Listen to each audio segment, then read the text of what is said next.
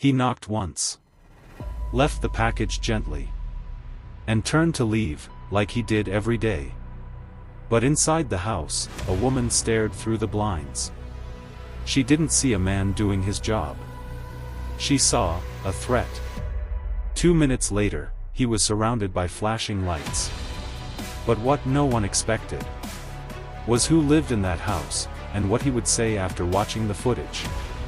The sun beat down on the quiet neighborhood of Willow Creek, the kind of place where front lawns were trimmed with precision, porch swings creaked gently in the wind, and American flags hung motionless in the summer heat. It was a Tuesday, slow, still, and ordinary. At exactly 2:13 p.m., Marcus Bell turned his delivery van onto Lilac Drive. He adjusted the rear-view mirror, wiped the sweat from his brow, and glanced at the small screen showing his next stop, 1337 Lilac. He'd done this for 5 years. Package delivery wasn't glamorous, but it paid the bills. Kept the lights on. Kept his mother's prescriptions filled. And let him stay on top of night classes at the community college. As he pulled up, he double-checked the package, medium-sized, clearly marked with a fragile label and the name Lindsay Weston. He stepped out of the van, his uniform shirt slightly faded from too many washes, name tag clipped neatly on the chest pocket. His movements were careful, deliberate. Every step on a new property, every knock on a stranger's door, it all came with rules when you were a young black man working in certain neighborhoods. He walked up the brick path to the front door and noticed the wreath, big, floral, artificial, hanging just above a sleek silver doorbell camera. A wind chime rang out behind him as a breeze passed. He didn't hear any barking dogs. No footsteps. Just the silence of air conditioning and muffled lives inside. Marcus placed the box gently on the porch, rang the bell once, and turned to walk away. Nothing unusual. Not to him. What he didn't see was the woman inside the house, Lindsay, who had been watching from the side window since the van pulled in. She wasn't expecting a package. Her husband always handled those things. She pressed her hand to the blinds and peered at Marcus like he was trespassing. In her mind, something was off. A man on her property. Alone. Wearing a cap. Moving slowly. She didn't recognize the uniform, or maybe she didn't want to. She stepped back from the window, grabbed her phone, and whispered with nervous urgency into the receiver. "Yes, I need to report a suspicious person. He just left something on my porch and now he's walking back to a van. Yes, he's still outside." Outside, Marcus returned to the van, scanned the delivery as complete, and reached for the next package. 2 minutes later, a police cruiser turned the corner, lights already flashing. He didn't hear it at first. The engine was quiet, newer model. But the lights caught his eye in the side mirror. He paused, 1 foot on the van's step. He wasn't panicked. Not yet. These things happened. Wrong place. Wrong assumptions. Maybe a traffic stop nearby. But then a second cruiser pulled up. And both officers stepped out. Hands on belts. No smiles. One of them pointed toward Marcus, then radioed in again without breaking eye contact. Marcus stayed still.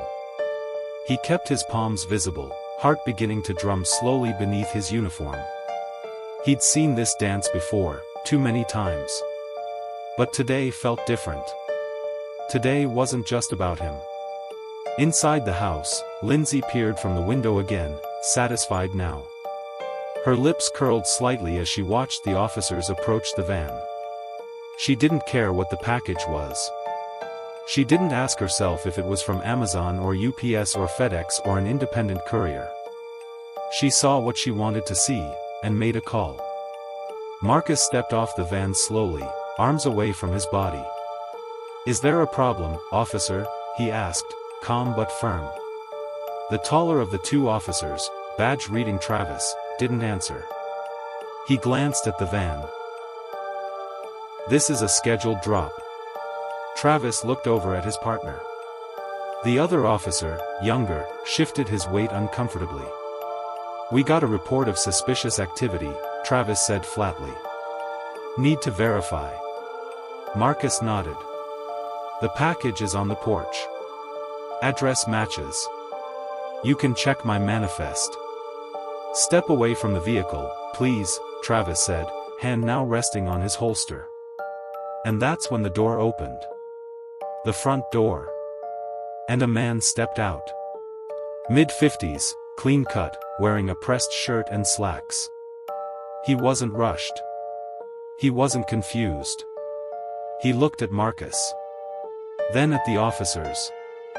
Then at the doorbell camera, still blinking red from recent motion. Lindsay stepped behind him, eyes widening. But her husband wasn't looking at her. He was looking at the screen in his hand, the one connected to the camera.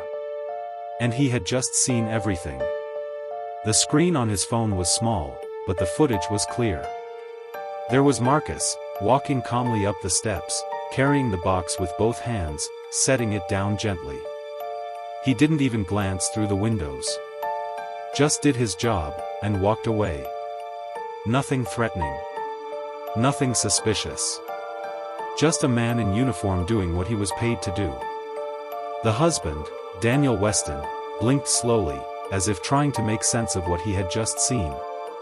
His gaze shifted from the screen to Marcus, who now stood silently near the van, surrounded by two uniformed officers with their hands still too close to their belts. Daniel walked down the steps.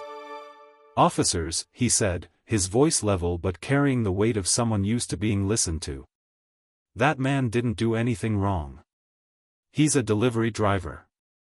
I saw the whole thing on our camera." Officer Travis paused but didn't step back. His eyes moved from Daniel to Lindsay, who hovered at the doorway now, arms crossed, lips tight. "You called it in?" he asked her. Lindsay hesitated. I didn't recognize him. He looked suspicious. I was just being cautious." "Suspicious how?" Daniel asked without turning around. There was no answer. Because there wasn't one she could give, not without saying what she really meant. Travis lowered his hand from his holster but didn't apologize. He turned back to Marcus. "You got ID?" Marcus nodded slowly and reached into his wallet without any sudden movements. He handed over his license and delivery manifest. Officer Travis glanced at them, then handed them back without a word. "You're good," he muttered. "Just doing a wellness check." Marcus didn't reply. There was nothing left to say. The younger officer looked visibly uncomfortable, as if the air around them had suddenly become too heavy to breathe. He gave Marcus a slight nod before turning to head back to the cruiser. But Daniel wasn't finished. "Officer," he called out again. "Do you mind telling me what, exactly, you were checking for?" Travis turned. "We got a call about a suspicious male approaching the residence. We responded accordingly." Daniel held up the phone again. "The footage is crystal clear. He made no sudden moves. No attempt to access the property. No signs of aggression. You had 2 patrol cars here in under 3 minutes. How does that protocol make sense?" Travis's jaw tightened. "Look, sir, we respond to the calls we get. That's our job."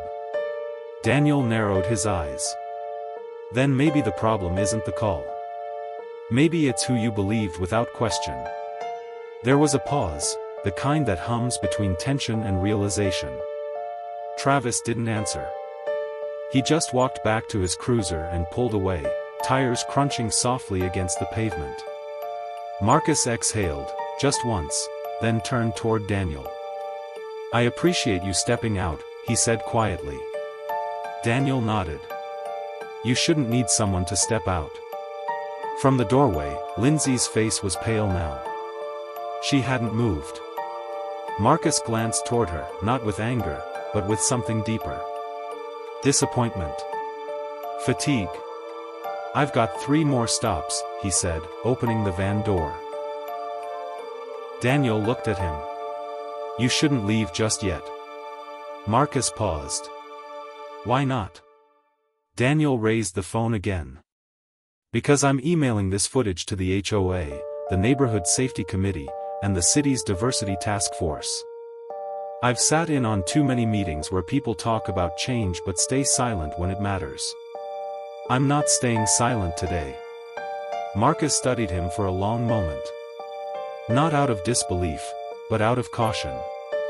The kind you carry when you've seen too many people say the right thing after the damage is done. Then finally, he nodded. I appreciate that, he said again. Daniel nodded. And I'm making sure your company knows you handled yourself with nothing but professionalism. This isn't going under the rug. Back at the door, Lindsay spoke, for the first time, to Marcus. I didn't mean for this to escalate. I saw you, and I panicked. There it was. Not an apology. Not accountability. Just an excuse wrapped in fear. Marcus looked at her. No ma'am, he said evenly. You didn't panic. You profiled. Her mouth opened, then closed. No more words came out. Daniel turned back to her. We'll talk later. He walked inside, phone still in his hand, and shut the door. Marcus stood for a moment longer. Then got in the van and pulled away, not in a rush, not in anger, but with the quiet dignity of someone who knew exactly what had happened, and knew it wasn't the first time. But maybe, with what came next, it could be the last. By the time Marcus pulled up to his next stop, the moment was already replaying in his mind, but not the way people think trauma replays. Not in big, crashing waves. More like a drip. Drip. Drip. Little things. The way the officer's hand hovered too close to his belt. The look on the woman's face, not angry, not panicked, just certain. Certain he didn't belong. Certain she was right. And the way her husband stared at her afterward, like he didn't know who he was living with anymore. Marcus parked the van and completed 2 more deliveries in silence. But by the time he returned to the depot at 5:47 p.m., the clip was already circulating, pulled from the doorbell camera, quietly shared in a local Facebook group by someone who worked with Daniel on the community board. There was no voiceover. No edits. No names. Just a black man placing a package. And a woman calling the police. The post caption read, "This is what happens when your neighbors don't know how to tell the difference between fear and bias." Within 3 hours, it had 220 comments. By the next morning, it had 14,000 shares. Marcus didn't even know it was posted until one of his co-workers nudged him in the break room with a phone screen. "Isn't this you?" she asked. He stared at it, then gave a single, tired nod. His manager came out of the office 5 minutes later. "Marcus," she said, "can you step inside?" He braced himself. But what came next wasn't discipline. It was support. "I got 3 voicemails this morning from people in Willow Creek," she said. "They were furious. But not at you." She pushed a small stack of notes across the desk. Handwritten cards. Some were from homeowners. Some from residents who didn't even know Marcus personally, but saw the video and recognized the street. One read, "You delivered to us last week. My husband and I rewatched our own camera footage to make sure we greeted you with kindness. I'm sorry we even had to double check. You deserve better." Another said, "We don't need fewer delivery drivers. We need fewer people who think delivery drivers are criminals just because of their skin." Marcus read them in silence. They didn't erase the memory. But they softened it. Just a little. He stood to leave, nodding to his boss. "Thanks," he said. She looked at him. "We've got your back, Marcus. And this company's going to issue a public statement. Not just because of you, but because it's overdue. Meanwhile, across town, things were different in the Weston household. Daniel Weston didn't go to work that morning. He called in, told his assistant to reschedule all meetings. And when Lindsay came down to the kitchen, he was already sitting at the counter, laptop open, phone buzzing non-stop. "We need to talk," he said. She stiffened. "I already said I didn't mean anything." "That's not enough," he interrupted. "You didn't just make a mistake, Lindsay. You escalated a situation that could have ended with a man dead." She opened her mouth again, defensive. "You didn't see his face," she said. "He just stood there, quiet, like he didn't care." That was odd. "No," Daniel said. "He stood there with dignity. With restraint. Because he's had to, every day of his life, to survive moments exactly like that." There was a long silence between them. Then he added, "And I didn't recognize the woman I saw on that footage." Lindsay's voice dropped. "So now I'm the enemy?" Daniel didn't answer. But she already knew. Later that afternoon, Daniel posted something to his public account, something that would get picked up by 2 local news blogs within the hour. It read, "Racism doesn't always wear a hood or shout slurs. Sometimes it whispers through a phone call. It hides behind words like suspicious and just being cautious. What happened outside my home yesterday isn't just about my family. It's about every family who has ever had to walk with their head down just to stay safe." He attached the footage, unedited, and he signed it. Daniel Weston, Willow Creek resident and HOA committee member. Marcus saw the post that evening. He didn't comment. Didn't message. But he saw. And maybe that was enough, for now. Because the truth was finally out. And the whole neighborhood was watching. 2 days later, the neighborhood didn't feel the same. It wasn't just Marcus who noticed it. Everyone did. The looks people gave one another were longer now, uncertain. There were quiet conversations behind hedges, whispers exchanged during dog walks, and garage doors that opened just a little slower than usual. Because the footage didn't just expose a moment, it exposed a mirror. And not everyone liked what they saw. But Marcus? He kept delivering. He didn't shrink. He didn't glare. He didn't play the part of the victim or the hero. He just did his job, because that's who he was. But then came the knock. It was Friday morning, just after 11 a.m., and Marcus was loading a package into the van when he heard it. 3 short knocks on the warehouse break room door. He turned and saw a man he didn't recognize, mid-50s, white button-up shirt, khakis, clean cut, nervous energy. "Mr. Marcus Devine?" the man asked. Marcus wiped his hands on his uniform pants. "Yeah. Who's asking?" The man stepped forward, extending a card. "Name's Terrence Layton. I'm with the county's Civil Rights Commission. I wanted to speak with you. Just 5 minutes, if you've got it." Marcus glanced over to his manager, who gave him a small nod from the office window. He walked outside with the man, standing beneath the early summer sun. Layton didn't waste time. "We saw the footage," he said. "All of it. And we're conducting a wider review of community policing patterns. Your situation isn't isolated." Marcus folded his arms, but his face stayed neutral. "I'm not trying to go viral again," he said. "I just want to do my work." Layton nodded. "I understand. But people need to hear what happened, not for the headlines, but for the policies.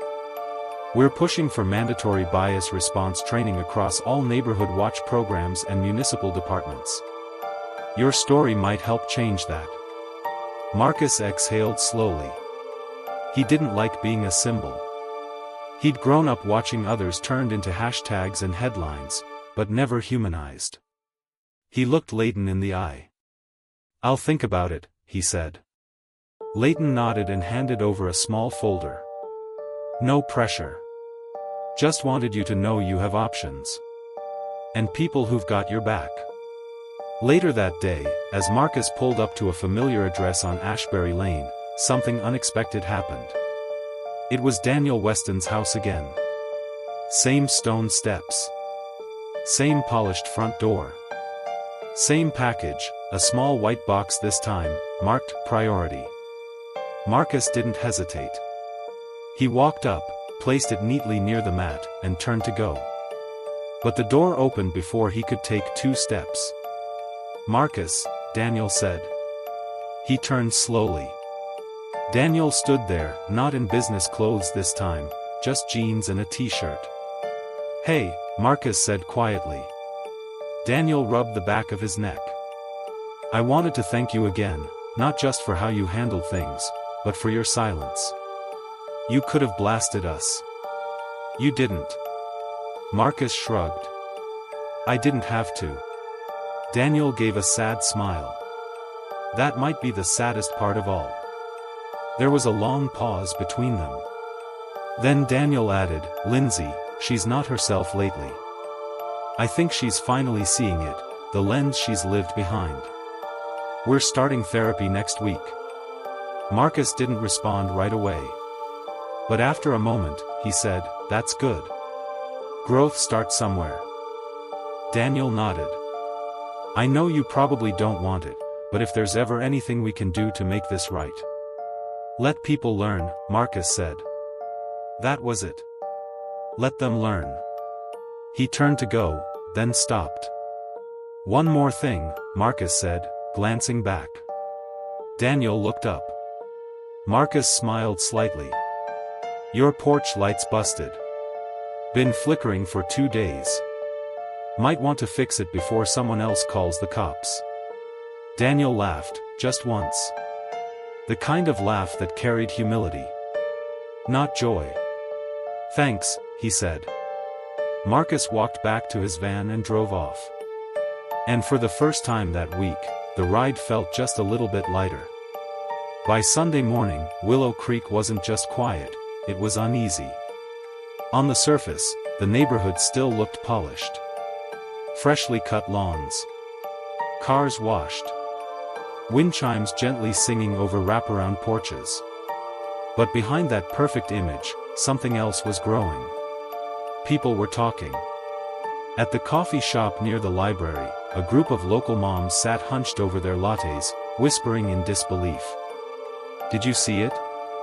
You mean the video?" "Yes, the one on Daniel's page. My daughter shared it. She said it went viral on TikTok overnight." A young woman at the next table chimed in, uninvited. "You think that was the first time something like that happened here?" The group went quiet. A few blocks away, inside the community center, Pastor Jenkins stood before his Sunday congregation and took a deep breath. He was supposed to preach from the book of Matthew. He had his notes ready. But as he looked at the congregation, black, white, Filipino, Latino, mixed families, elders, he folded the paper in his Bible and spoke from the heart instead.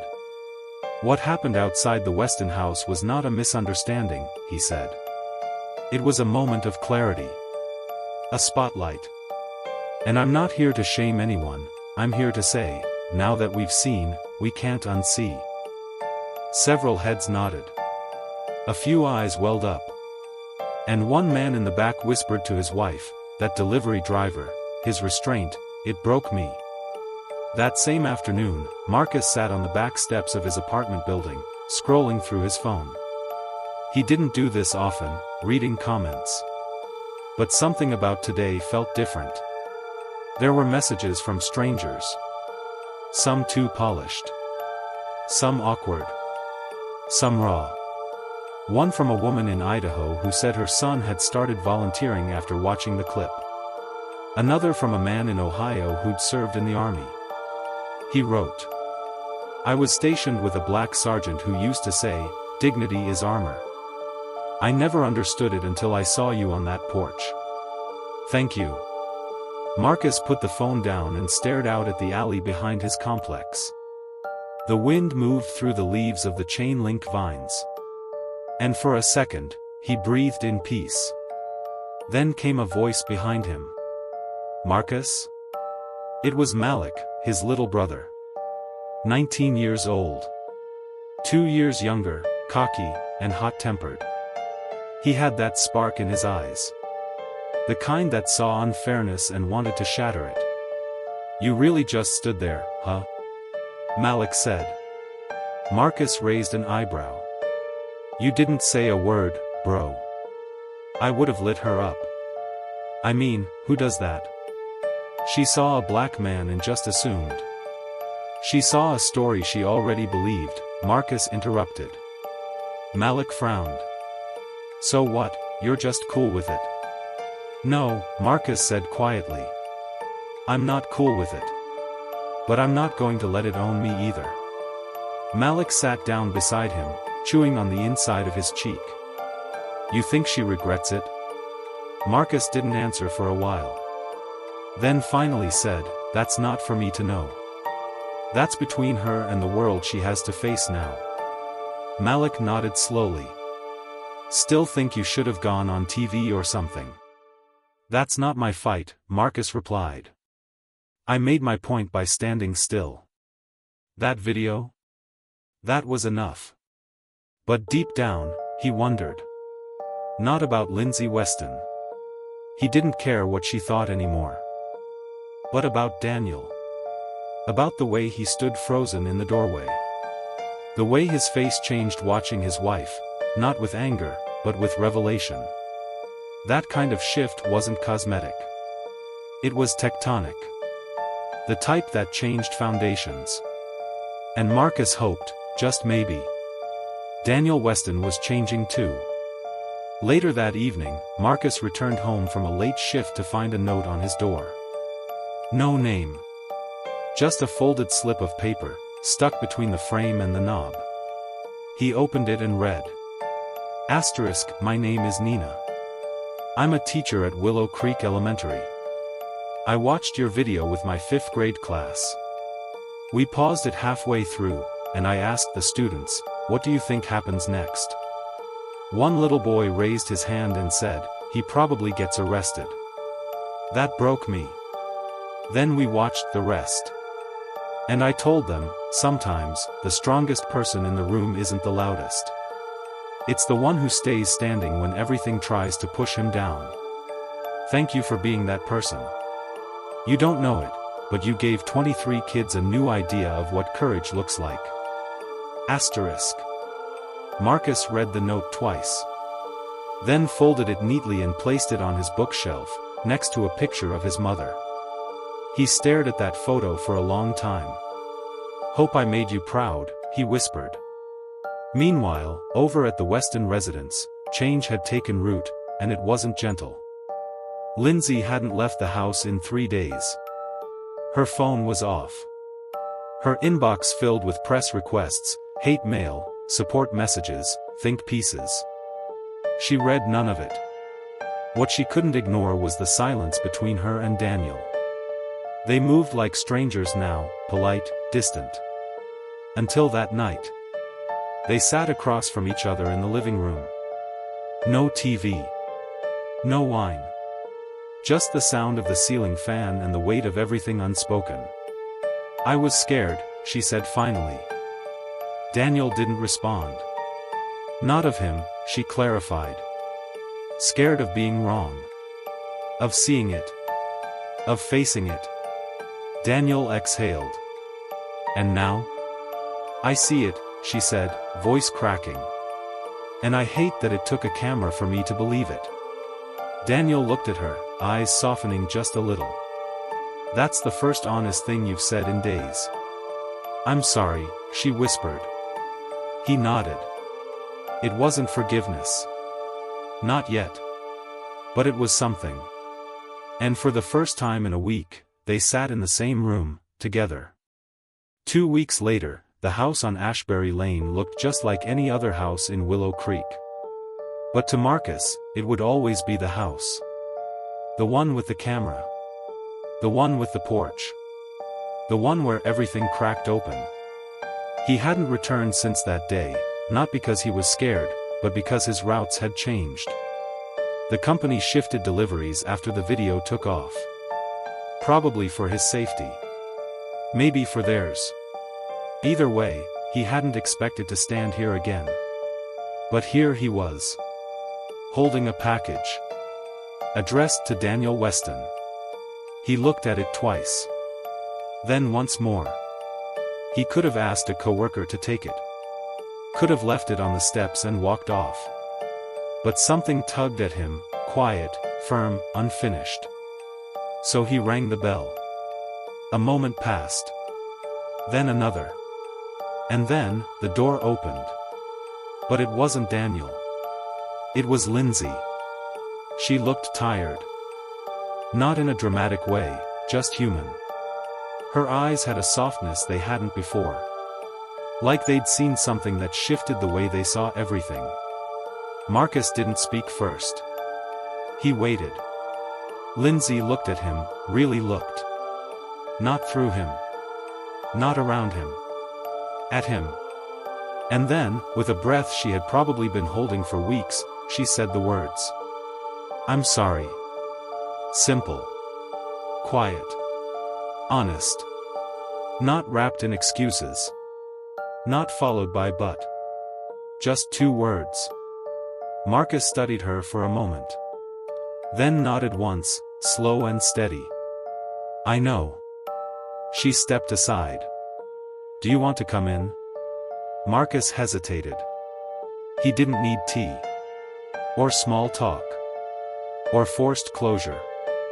But he also didn't want to live in a world where bridges were never rebuilt. So he stepped inside. The house was warm. Clean. Familiar and strange at the same time. Daniel entered from the hallway, surprised. "Marcus," he said, his voice full of something that felt like relief.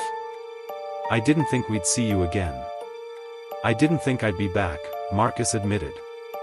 There was a pause. A long one. Daniel motioned toward the kitchen table. "Sit." Marcus glanced around. The last time he'd stood here, he was being treated like a threat. Now they were offering him a seat. He took it. They talked. About nothing at first. Then about the video. The fallout. The conversations it had started across the city. Daniel had spoken to school boards.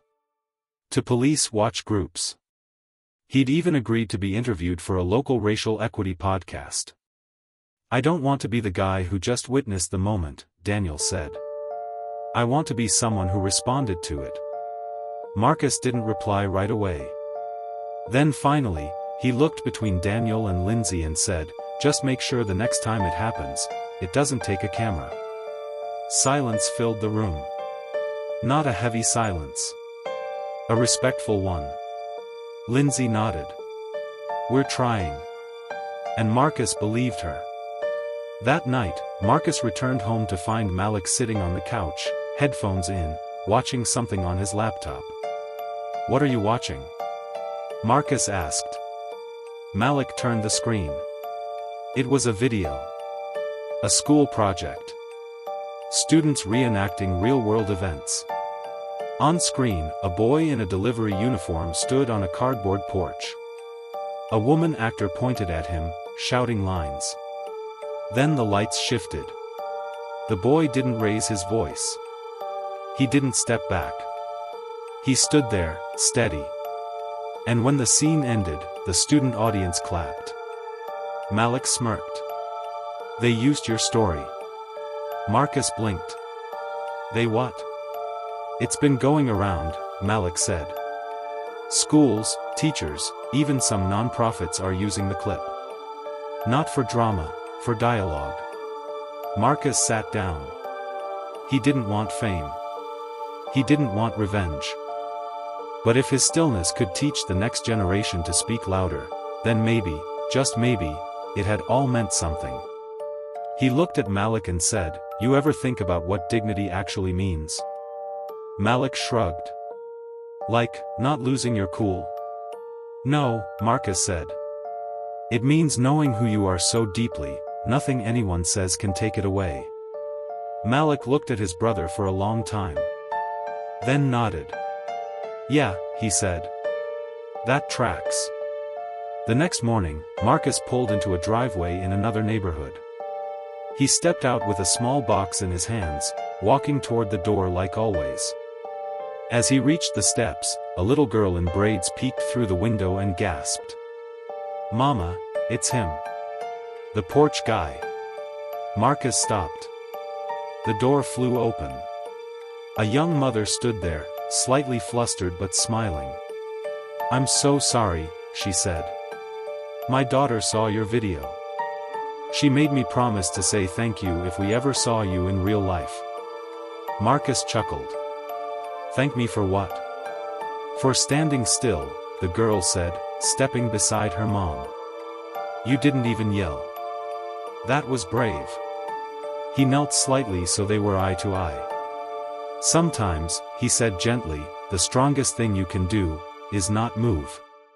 The girl beamed. And in that moment, Marcus realized something he hadn't before. This story wasn't just about a porch. Or a video. Or a woman who called the cops. It was about what we choose to do when the world tries to define us. It was about stillness. And dignity. And choosing to be more than the assumptions thrown our way. He stood up, nodded at the mother, and handed her the package. Have a good day, he said. You too, Mr. Porch Guy, the girl giggled. Marcus walked back to his van, sunlight bouncing off the roof. And as he drove away, past the white fences and carefully trimmed lawns, he knew something for sure. He didn't need to go viral. He just needed to keep showing up.